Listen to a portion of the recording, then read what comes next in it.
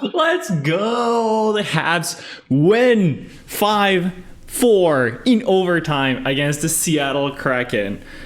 And whoa, oh boy, what a game. That was such a roller coaster. But like, you know what? Even when we were losing 4-3, I still thought we were going to win that game.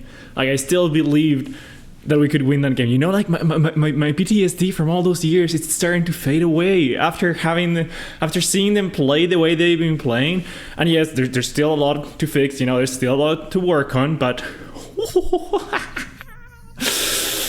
oh, the vibes are just so good. If you can't tell, I'm like super hyped for this team. Let's go! Let's go! Oh man, what a game! What a game! It started off like pretty well, you know, like home opener. I was crying.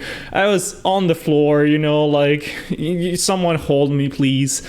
Holy, like that was such a well done home opener. The Ken Dryden tribute, obviously. Then the introduction of the players, that they nailed it. I really liked. At first, I thought them choosing their own songs was going to be a little cringe, and but honestly, I kind of liked it. I kind of liked learning a little bit more about the players and what music they're into. I don't know, like it made me feel closer to the players. Like, yeah, they were not like super vibing. They only had like 5 to 10 seconds of their song, so like, yeah, you don't get much out of it, you know, but it was a cool touch. I kind of enjoyed it. Question actually, what's the song that they played after they announced Caulfield as the first star of the game? His song? I didn't put that together, but I wonder if they're gonna like at home games, if they're gonna play the song that the players chose if they get the first star. Maybe. Anyways, so I was already like super hyped with the home opener, and I'm sure the players were too. Martin St. Louis got a huge ovation. Hudson got his huge ovation after signing that contract, that massive contract, 8 years at 8.85, something like that, under 9 million, which is insane. Everybody thought he was going to go over 9 million, and like, yeah, like he wants to win. He did not want to be worrying about a contract. Yeah, he showed. Like, he played a way better game. He only gets 1 assist, but like you could tell his game was more on point than what it had been the other games. You could tell the other games he was a little bit distracted. So, first goal, Demita with the godlike entry. Yes, I am on Reddit. I am doom scroll Reddit all the time. So if you know what I mean. Yeah, if you don't know what I mean, someone posted the highlight of the video and just made put the title as a godlike pass to New Hook, and everybody started taking the shit out of it. Yeah.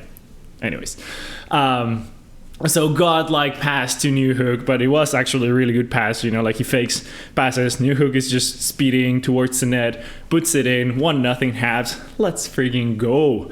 We played fairly tight after that, honestly. Like, we don't have a lot of defensive lapses, but we, you know, do get scored, and I forget who it was. You know, there was way too many goals for me to remember everything. Maybe I should put up the game score like I used to do. Now I'm remembering what I used to do for some other videos. Yeah, I used to put the game score to have at least an idea of what was happening, but whatever. I'm doing this as a one takers, so I'll do that for next game. Doesn't matter. I'm talking about Habs. We did see some defensive lapses. The Jacky Carrier defensive pairing got a little bit, overexposed, if I would say, which is not great if you ask me, because it's our home. Like, we are at home, so we get to choose who we put out for all the time, for at least the face-offs, you know. So, like, we shouldn't have gotten them out there with Seattle's better lines. But, yeah, one of the goals that Seattle got was on the power play. And that was a little bit on Duck. And I'll explain why. I think Duck had a pretty good game. I think he's getting there, but I think he still has a few defensive lapses that he needs to work on. So we tried to get the puck out of our zone twice. Dak lost it on the first one, and then we didn't get to push it out away from the neutral zone the second time. So they get an entry, and Matheson then trips the player, Matheson is in the box. Because Matheson is in the box, we have Jackeye in the penalty kill on the second unit, and then they scored on that. And like, yeah, it was Jackeye's guy. Like, he could have been a little bit better, but like, yeah, he's just starting to play on the PK. You can't blame him too much on that one. But like, it was a series of errors that led to that goal. Just wanted to point that one out. Anywho, then we get our second goal, which I think was the Caulfield goal. Yeah, it was Caulfield and Doug, then the middle. Yeah, so it was the Caulfield goal, which he gets unassisted. So it's just a bad clear by the Kraken that Caulfield snipes. Let's go, Caulfield. I was mentioning in the other videos that he seemed a little bit hesitant to shoot. He still took a little bit of time to release, and I thought he was going to get blocked because he had taken too long. But no, it was perfect timing. He snipes it. It's 2-1 Habs. Then we get scored on again. I forget what the scores were, but I will say at least 2 of the 4 Kraken goals were pretty good bounces for them. And the one that bounces off McCabe, I forget. One of them is a Leaf, one of them is a Kraken. I might have said 2 Leafs. Anyways, Mac something. And Jackeye is on him. Like, the puck kind of just bounces on him. He gets the spin shot and beats Montembeau. Yeah, maybe you could have positioned yourself a little bit better if you're a Jackeye, but unfortunate. I forget what the other one was. That was a fortunate bounce for the Kraken, but like, I think the Habs were playing the better game, and the Kraken, even though they were playing pretty well, kudos to them, were getting lucky with their bounces, So it was a tight game all the way. Like, I think we had 3 leads. It was 1-0 lead for the Habs. They tied it. 2-1 lead for the Habs. They tied it. 3-2 lead for the Habs. They tied it, and then they score to get the 4-3 lead. The third goal for the Habs, I'll say, the Doug going to the net. He gets the first of the season. It's nice to see him getting the scoreboard any point. Dobson gets another assist. He's been huge for us defensively more than anything. Like, yeah, people mention all his offensive side, and I agree. Like, he's really good. He has a really good what's it called? Like, to get out of our zone pass, like first pass. And he has a tremendous shot. Like, one of those is gonna go in eventually, right? But like, defensively, he just contributes so much. He's been such a good acquisition for the Habs, honestly. I don't know if he always plays like that, like if that's his average level of play, or if he's playing like well above his standard and he's gonna come down to earth for a little bit. But I'm enjoying what I'm seeing. He's been great. He's been a great pairing with Matheson, and I say that every video, but like, until they come down to earth, like, yeah, they're amazing pair, and like, we haven't had that luxury in so long. And like, freaking Gouldy and Hudson are our second defense pairing. That could be someone's first pairing in some teams. Like, we're very blessed in defense right now. So yeah, Hudson, since I mentioned him, he was rushing up the ice the whole time. Like, every time we would get maybe a rush opportunity, Hudson was on the ice. Hudson was like the second guy to the puck. Like, he was rushing the net every single time. Like, Gallagher had a good chance where he puts it off the goalie, and like, it was Hudson that was the first one there. Like, he has this instinct, like, as soon as there's a rush opportunity, he just straight up shoots up the ice, and that generates space, generates chances, like, he hasn't been rewarded yet by that, but he does it every single time super consistently. And yeah, like, it opens up extra space for our forwards, if anything, if at least, right? Sometimes he even grabs the puck and like dekes the goalie, and like if that deke he did at the goalie had gone in, we would be, as Habs fans, we would be more insufferable than we already are. Like, that would have been goal of the year candidate right then and there. Like, that was insane. That was an insane move that he almost got rewarded for. His stick got tangled at the last second. Oof, that would have, yeah. Damn it, I wanted that to go in so badly. Anywho, then they tied the game, and then they score, the Kraken score again to get the first lead. And I think it was like with 10 minutes left on the third. And like I said at the beginning of the video, I didn't panic. I kind of knew that we have the talent, that we have the skill, that we have the grit to come back, you know? And we get a little bit of a fortunate call, even though you could argue about the refs all you want. I think they did a somewhat decent job. There were a couple things that I was like, you know, like when they blew the whistle before the Kraken goalie even had the puck close to him, and like they blew the play dead. I'm like, what? I don't think that was gonna benefit us at all. But it was still like, why are you blowing this? Like the puck is clearly not even close to the goalie. A couple icing calls, you know, that were also questionable. And there were a couple of things that were like, you know, but nothing too big in my opinion. Anyways, we get a fortunate call. It's I think interference on carrier, or like grabbing the person. I forget what the call is. But yeah, it looked, you know, like maybe it wouldn't be a call, or like maybe if I was a fan of the Kraken, I would be upset at that call. But I'm not a fan of the Kraken. I'm a fan of the Habs, and I'm very happy about the call they made. So we get on the power play. It was our second power play of the night. Again, our power play has not been great.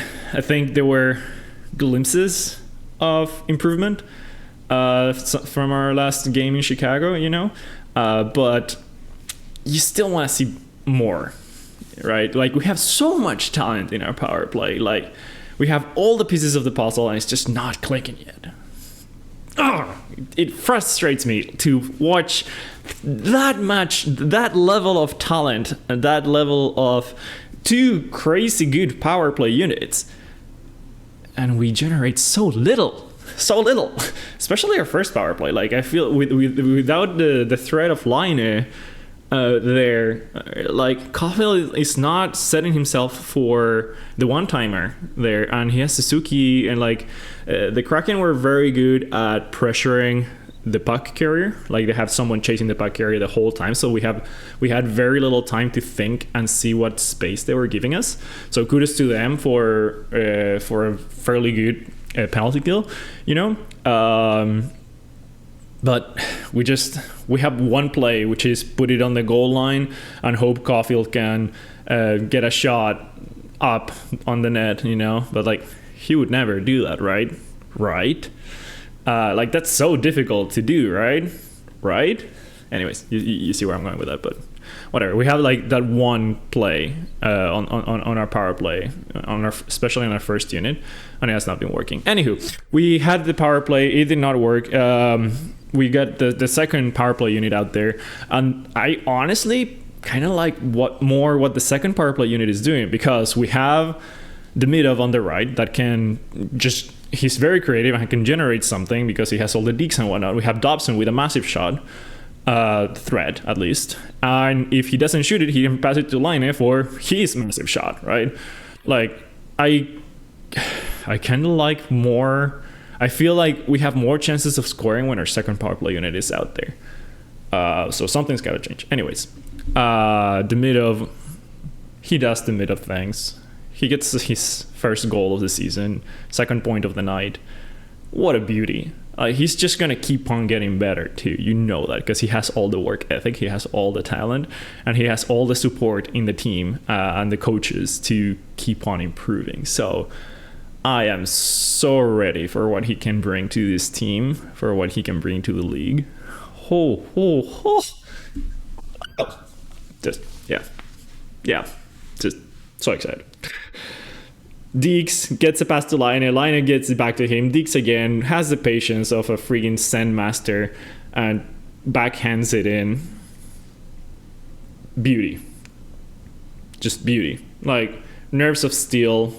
Well, they call him the Terminator sometimes. I agree. Like, dude he's just chill. You know, 2 minutes left in the game. Scrum in front of the goalie. No problem. Just waits it out. Finds the space.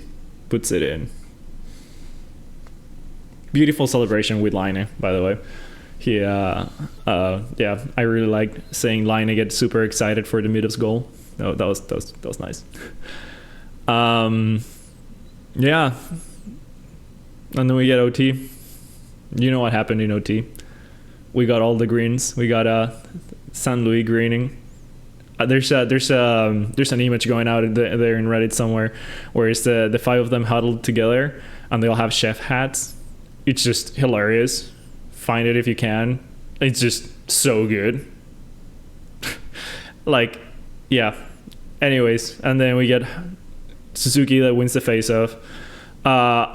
Before I get to the last goal, actually face-offs.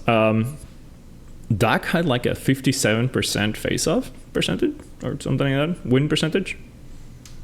Like, we have been getting better at face-offs, or we have been playing against teams that are not really good at face-offs. One of the two. But we started off pretty bad. The Chicago game and this game, we were the favorites for face-off win percentage by a good margin. Not just Suzuki and Evans, you know. Like, Dak has been improving on his face-offs, and honestly, it's good to see. Yeah, you want the puck. If you can start with the puck, good things are going to happen, right? So Suzuki wins the face-off, goes to Hudson. Hudson does Hudson magic things. He generates the space for Caulfield to just walk the line, get to the goal line, and snipe it up. Like, what a shot. And even if he didn't have that, Suzuki was there with the knee down, just waiting for the back door, you know. But Caulfield doesn't need that. He just snipes it, puts it in, gets a game winner. That's a GG. Bell Center goes insane because why wouldn't you? 5 goals, 9 goals total on the home opener after the standing ovation for Ken Dryden, and like the whole emotional thing, back and forth game. What else do you want? What else do you want for a game? Yeah, maybe like a huge fight could have been fun, you know, but like I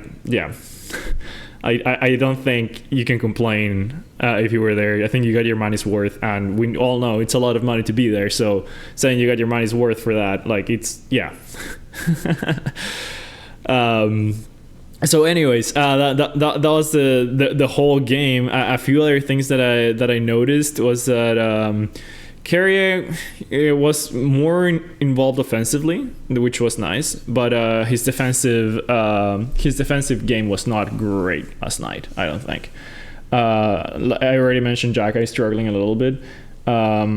I do cut him some slack because he's obviously the 6th defense, you know, and like it's either him or Struble, and I don't think Struble is that much better defensively. And Jack does bring a physicality factor that, even though Struble is a physical monster,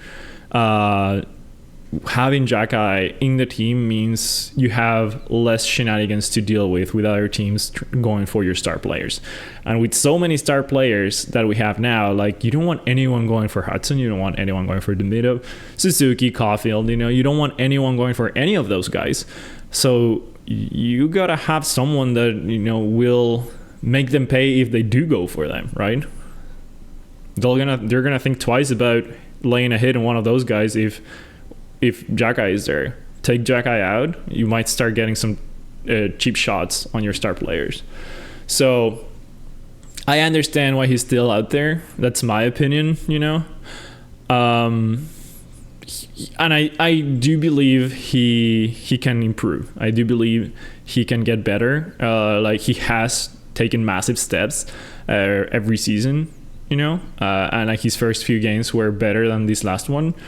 So you know, maybe it was just one off, but you don't want him to start regressing. That would be not great, obviously.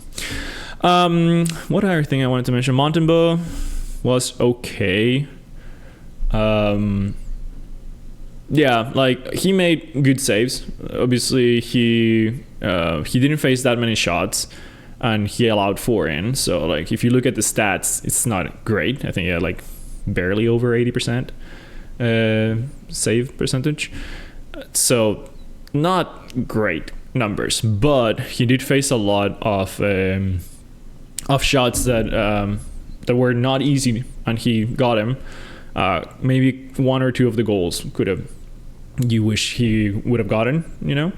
But yeah, I think I was reading somewhere that we generated like 10 dangerous chances and they to their 4. So yeah, I mean, I really like. I think Montembeault got shadowed or overshadowed by the Kraken goalie, because he was really good. I really like what the Kraken's goalie was doing, playing the puck out there. Like every time the puck was close to his area and we didn't pressure immediately, he would play it and like start moving the puck up the ice for the Kraken a lot faster than you would expect, which did throw off our defense at some points. So yeah, he's pretty good goalie. Yeah? So I think Montembeault had a good game in general, just not as good. He was not the better goalie. Yeah. Who else? I wanted to mention somebody else. Oh, Gali. Yeah, he's been playing pretty well. Eh? Like. I like what I see from Gali. I like the effort, you know, like he's always there and like he looks fast. Yeah, like playing with Bolduc and Dak, like he looks fast. So yeah, I like what I see. I want more offense from the Evans Anderson line, because Laine has been playing pretty well. Like he's been committed defensively. He's back checking hard. He's forward checking too. Like he's positioning himself on the ice smartly. He still thinks he has more time than he does in some plays. Like there was one where he was pinching, or like he was defending for the defenseman that went and pinched up.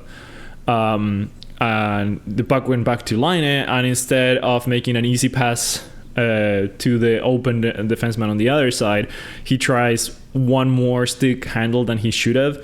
And the puck gets you know, they check him and they get the puck out.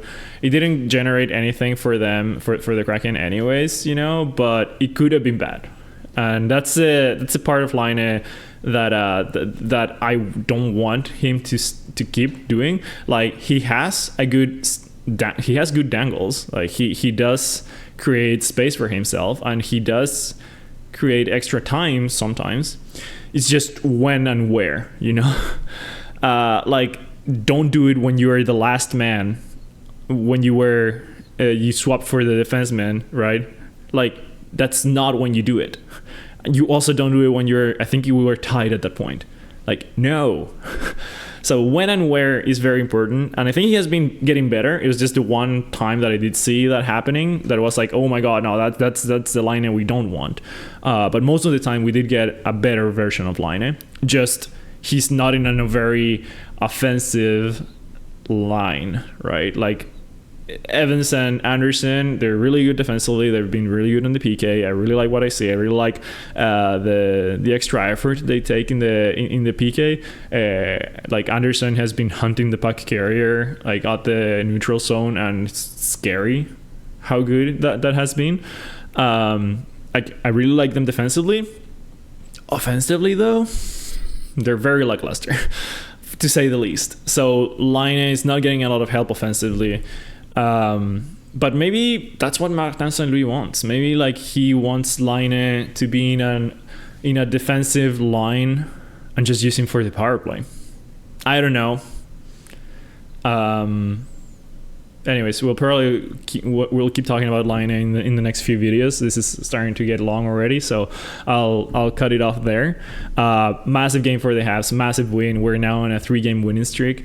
We have 3 more home games. I think we play Thursday against the Nashville Predators. I'm really excited to see them keep on this momentum, keep this good times going, and keep all the insane talent we have developing and showing off what we got. I'm so excited to watch this team. All right, so as it is tradition, for every time the Habs win, I do a little bit of a Habs trivia. So let's see here. All right, this one is related to the trade market. We'll do We'll do here number 6. So here's the question, and then I'll read the question twice, then I'll read twice the multiple answer, and I'll give you time to pause the video so you can answer yourself and see if you get it right. Most of the time I get it wrong, so if you get it right, let me know. Anyways, the question is, one of the Canadiens' best trades saw them acquire center Bobby Smith in exchange for center Keith Acton, right wing Mark Napier, and a 3rd round pick. Which team regretted making that deal with Montreal? I'll read the question again. One of the Canadiens' best trades saw them acquire center Bobby Smith in exchange for center Keith Acton, right wing Mark Napier, and a 3rd round pick. Which team regretted making that deal with Montreal? And the options are A. Detroit Red Wings, B. Toronto Maple Leafs, C. Winnipeg Jets, D. Minnesota North Stars. Again, the possible answers are A. Detroit Red Wings, B. Toronto Maple Leafs, C. Winnipeg Jets, and D. Minnesota North Stars. Bobby Smith. You can pause now while I think, by the way, if you know the answer. Bobby Smith. I don't remember any Bobby Smith, so I'm gonna say he's probably from the 70s. So I don't think the Winnipeg Jets. I know Winnipeg Jets were a thing, and then they went somewhere else, and they came back to Winnipeg, the Jets. But I'm gonna say probably, I don't know. Would there be a lot of trades between Detroit and either Detroit or Toronto for the Habs? I don't think teams usually trade in their division, right? So maybe it's the Minnesota North Stars, or maybe I'm getting baited. I think I'm either between Detroit or the North Stars, Minnesota. I don't think Toronto, and I don't think Winnipeg. Okay, I'm just gonna say D, Minnesota North Stars. Let's see. That was question number 6. Right, yes, numbers. It's the Minnesota North Stars that traded Bobby Smith to the Montreal Canadiens in exchange for Keith Acton, Mark Napier, and a 3rd round pick. And apparently they regretted it a lot. Let's go. That's the second one I get right in a row, too. I mean, a hot streak just like the Habs. Let's go. Anyways, that's going to be it for this one. Give me all your feedback, the good, the bad. I want to hear it all. Thank you for watching, and I'll see you after the game against the Nashville Predators. Let's go. Go, Habs, go.